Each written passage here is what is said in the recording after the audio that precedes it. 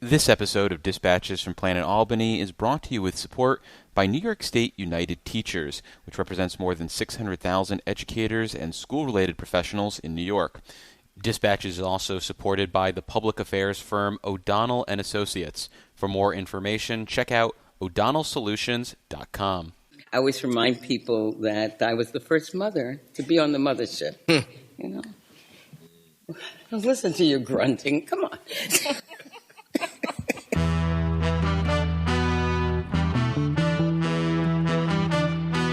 I've also declared war on potholes. So here's the first shot across the bow.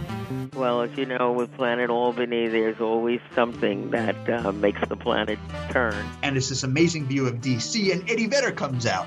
And he goes, "You have a cigarette?" And I've never smoked in my life, but if I had, I wish that was the moment. And this strategy takes us from potholes to knotholes.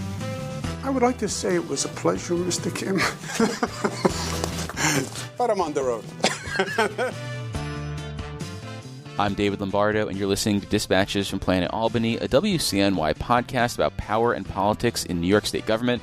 And on this episode, we're exploring the power of protest, especially here at the Capitol in Albany, which is regularly home to chants and signs, elaborate costumes or set decorations, and orchestrated arrests. To assess what works, what doesn't, and why, we're joined in the studio by Rebecca Garrard, co-executive director of Citizen Action of New York, who has a few years of experience trying to push policies through at the Capitol. Thanks for making the time, Rebecca. My pleasure. Well, for starters, at Citizen Action, how do you approach protests, particularly at the Capitol? Do you have a general policy, or is it a case-by-case sort of issue? I think it's both, but our general policy is that we believe bringing people to the Capitol is a huge part of how decision makers realize there's a will among New Yorkers and their constituency.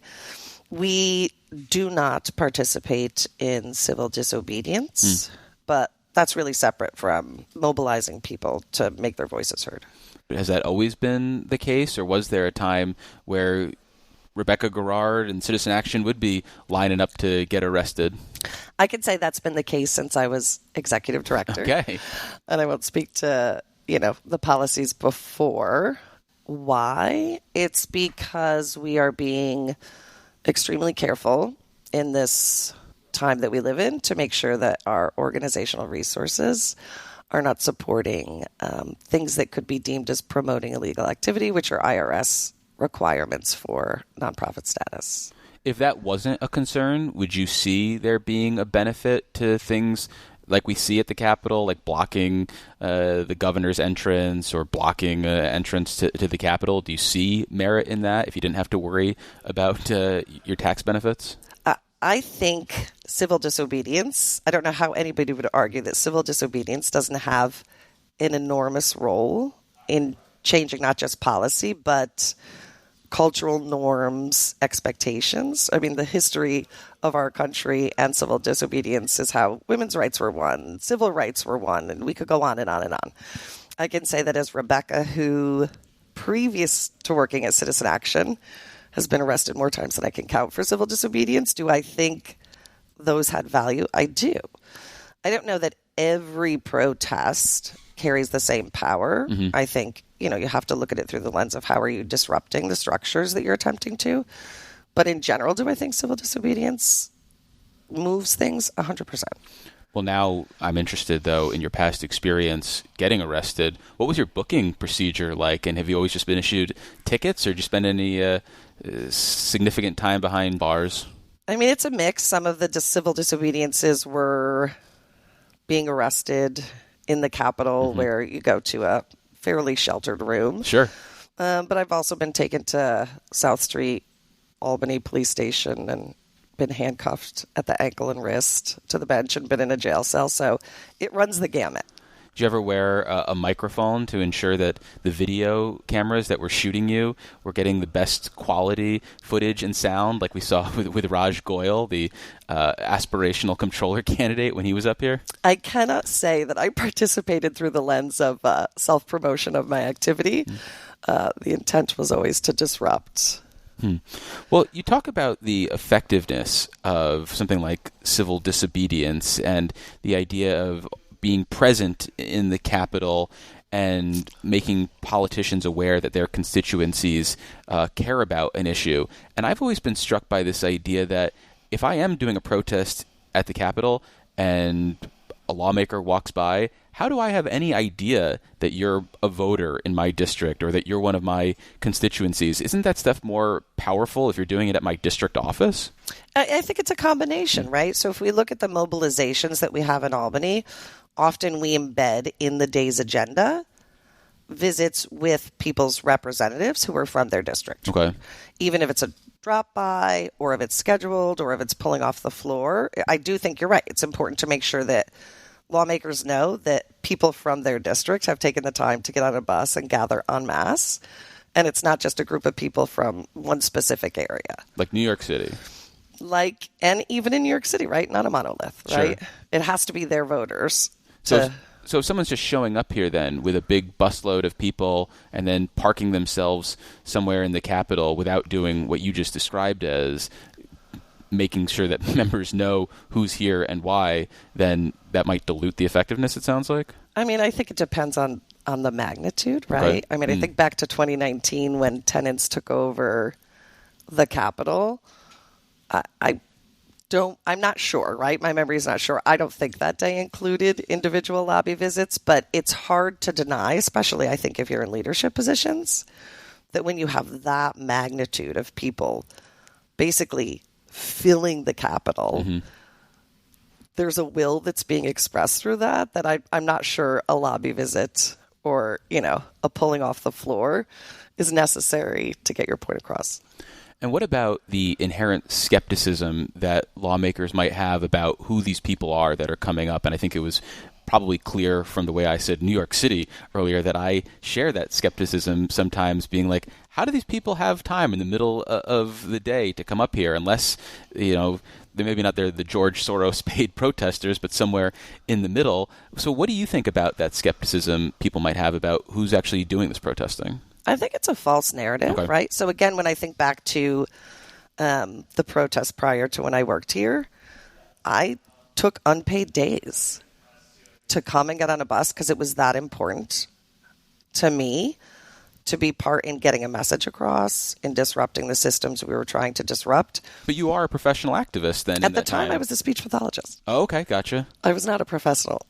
So, I think painting a broad brush on who people are and if their agendas are financially motivated and questioning people's moral imperative that they show up with is usually unfair.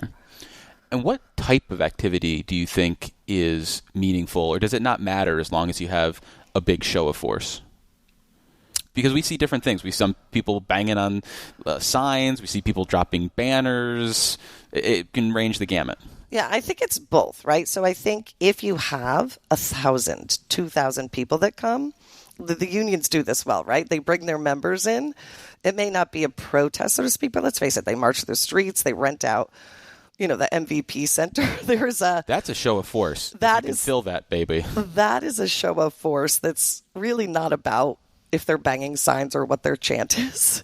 It is clear that, right, there's a will being expressed that is powerful. And if you don't have those larger numbers, I still think there's ways to shape the narrative and get a message. I don't think that always happens, right? If you have a small group of people who, are standing with signs, I'm not demeaning it. I think everybody should do everything they can to express, but I think there are ways to disrupt things that are happening that don't always require, right, the kind of numbers we're talking about from housing in 2019 or how the labor unions show up. And sometimes if you can't get that many people together for the reasons you kind of said before, right, it's hard for people to take a day off of work, childcare, you name it. What you're doing can make a difference. And in that vein, I remember with the Child Victims Act, there was at one point where proponents of it, I think, maybe it was the Reproductive Health Act. It was one of the two.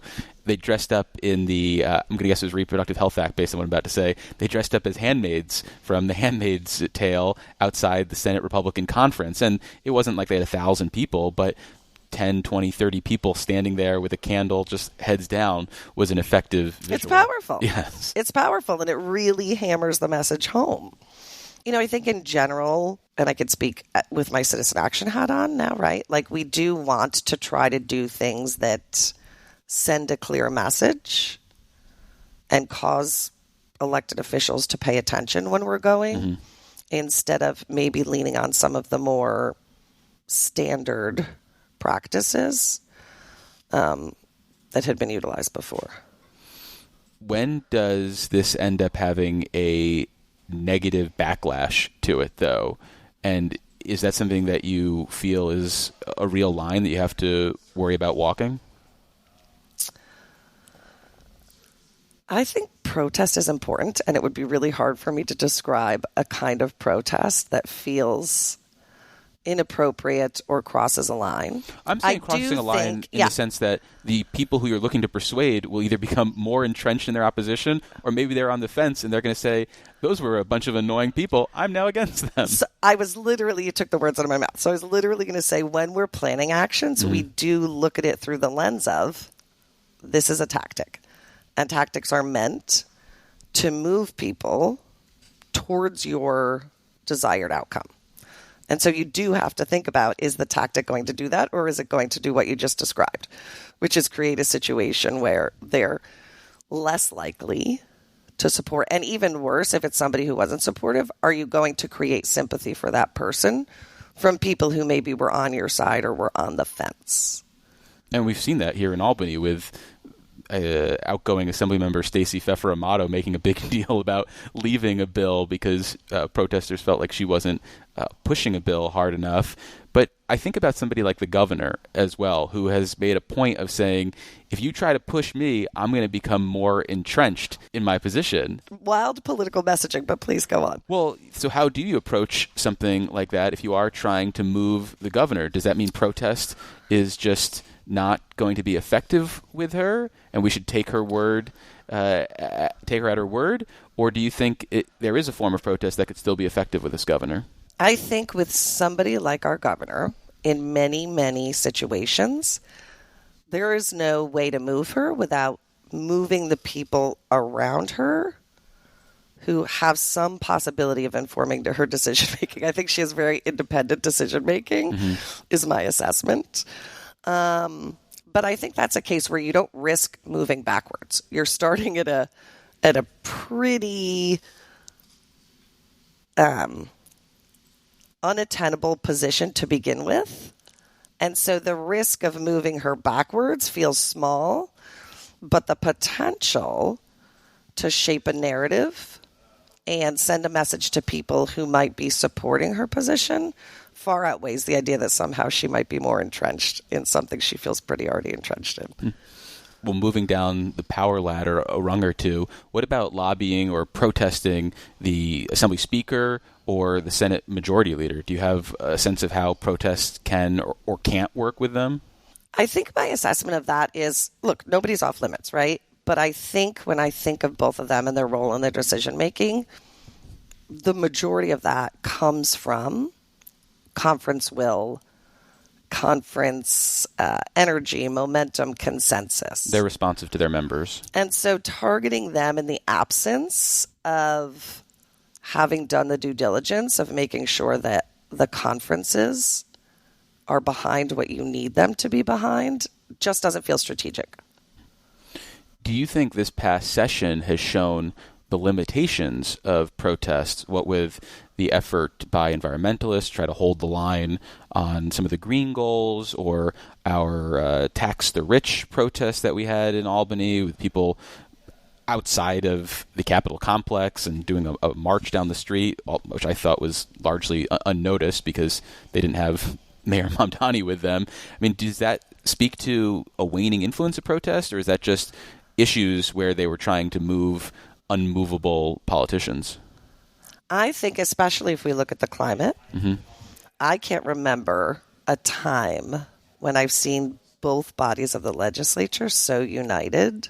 In their willingness to roll over for the governor? No, in their opposite. You could frame it that way. I see it differently. Gotcha. In their opposition to a proposal from the governor, it seemed such a unique moment of consensus. And so my takeaway from this moment is that we have a governor who is intractable. When she wants to move something, it's not going to matter how much unity the two conferences hold, how much the two leaders present that unity. That's a pretty insane take on the unity, because I could bring up a bunch of upstate Democrats and downstate Democrats who were more than happy to roll back the climate goals and said we need to have workable things on our green energy goals. All of the above works for us. We need zero emission mandate on school buses, needs additional time. I mean, unity? I mean, I'm talking specifically about this CLCPA, let's be clear, right? But also, unity and I'm sorry is for saying not... insane. That was tough. I apologize, It's Rebecca. okay. You will not be shocked to know that would not be the first time the word insane has been tied to a... I try to have a higher level of decorum, though. Okay, well, I'm good, but... I appreciate your flexibility. Good luck with that goal. Thank you. Unity is not like unanimous opinions. You're never going to have unanimous... I mean, I can't envision, right? Maybe there's some really clear issues. Unanimous opinions in the conference. But the vast majority, from what I could tell, of the two legislative bodies were in vehement opposition to the fundamental rollbacks to CLCPA that the governor was pushing. Agree to disagree. Okay. Let's look ahead then at the 2027 session. We're going to have different leaders in terms of Senate Deputy Leader, Assembly Majority Leader. We're going to have different committee chairs in some key spots. We're also going to have a lot of new members replacing a lot of establishment incumbent members. And I wonder whether you think that will change how protest is received in Albany, especially with some of these new people who have grown up in the activism and grassroots world, and maybe they're going to be more responsive to this, or maybe they were already on board to begin with, and so it's just the chorus preaching to the chorus. I mean, I think, to your point, when I look at the scope of people who are going to be new in 2027, I think by and large they will be people who are not targets of our protests. That's the dream anyway. That's the hope, right? The assessment right now. Check back. Give them enough time. Next year. And check back with me next year. They'll be like, they did make a lot of good ideas up here in Albany. Yeah. The Business Council raises a lot of good points. Yes. I have been, if the last 24 months have taught me anything, it's people change when they take office. So Sure. I'll just leave that there. But I don't see them holding positions that would be the target of protest. I also think you're right in that they're not going to be people who are opposed to protest, who will probably recognize it as an extremely important part of how society in general expresses their will and how change is forced and not coerced. And so I think it's a value add. I also just don't think they're going to be the targets that protests are intended to move. I imagine a lot of these new members, especially the DSA ones, are going to be on the battlefield lines with the protesters, which we've seen in the past with some of the citizen arrests. Do you think that helps move the needle, or does that contribute to this idea that, it's just the professional activists? Look, it's the lawmakers. These aren't constituents who are looking to get arrested. These are just the rebel rousers. I think when elected officials are willing to join protests or even participate in civil disobedience, it sends a powerful message.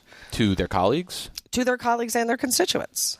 One, how invested they are in the things their constituents are fighting for. Two, virtue signaling to the constituents? I mean, listen, if you're going to take a rest, I don't think it's virtue signaling. I think it's a commitment to standing up for the things that the people who elected you are demanding, right? And that's important. I do think it also sends a message to the executive floor or leadership in the legislative bodies that this is very serious and not just a quiet support or an on-paper support, but a must-do in their calculus. As you pointed out earlier, if someone is going to have a presence at the Capitol, you want your elected officials to know if they're from their district, so you have more than just beating on drums and singing songs. You're arranging a meeting as well, if possible. Are there other activities that you think need to happen in conjunction with protests to ensure that they are actually effective and it's not just a one-off that gets a little media attention, maybe a tweet, and that's it? Yeah, I mean, I think letting elected officials know where their constituents stand is important. And we're told this all the time, right? Like, I'm getting a ton of calls in opposition to blah, and if you're not driving calls in from constituents and support, right, like that factors into electeds' decision making. So I think phone calls in are important. I think district participation and interaction, to your point, right, of saying things should happen in district is also enormously important. And I think to speak to how it's a large puzzle with lots of pieces, we've driven on certain issues countless calls in from constituents, and it has not moved the needle. So it just speaks to how knowing your constituents want something is not always enough, and sometimes a show of power or an indication of how important something is, where we go into the protest or when people might do civil disobedience, matters. How are you hoping the media covers protests so that the message gets out to not just the lawmakers, but the general public, and potentially swaying the broader mood on an issue? My hope would be that they try to unravel the story and dig deeper in things that sometimes are not getting the attention they deserve, which does not mean overstating a problem, which does not mean overstating an influence that an action or a protest had. But I would like to see some due diligence on, is there a story here that's not being told? Are they bringing to the storytelling is usually a huge part of these protests and civil disobediences. Is there a story that is not in the ecosystem, in the narrative, that we're missing? That's what I would hope. What if it's the fifth time, though, that people have been complaining about CLCPA rollbacks, or it's just the latest iteration of the tax the rich protest? Do you still need to bring the same journalistic curiosity and ink to those issues? If they're repeated like that, the story is that this has not been forgotten by the masses, or a percentage of the masses. I mean, when you say the masses, or even a percentage of the masses, that seems like another challenge in trying to report this stuff, is actually wrapping your arms around, how many people do care about this? Oh, there's 4 people from so-and-so's assembly district that came up here? Well, they have X amount of people, so do we give it 4 out of 100,000% of the coverage, like a teeny tiny bit? I mean, as a reporter, how do you wrap your arms around what actually is significant or substantive? I mean, I think if you're talking about the action, it's fine and fair, right, to be specific. And I think, again, when we're talking about the narrative, right, the conversation, we know that progressive taxation, taxing the rich, polls extraordinarily well across party affiliation. And so I would want reporters to see these actions, these protests, as a dogged determination to not let what is a will of the masses, right? I mean, polling tells us that. But also, people might support it, but it's brushed under the rug. How much they care. Because of political will. Well, finally, before we let you go, what do you think about the reports of some activists and protesters getting hit with misdemeanor charges by the state police at the Capitol instead of the lower disorderly conduct violations that are typically doled out? I find it disturbing that there was upcharging this session on protests that are pretty standard in terms of their orientation. The idea that sitting in front of a door nonviolently and then moving as soon as the police tell you to stand up and put your hands behind the back is obstruction of governmental business and would be a Class 2 misdemeanor is shocking to me in its depiction of people's actions and their rights to make their voices known and make the voices of everyone who wasn't there known. So I do want to flag that. I find it a disturbing trend and a silencing of a core facet of our democracy that I hope does not continue.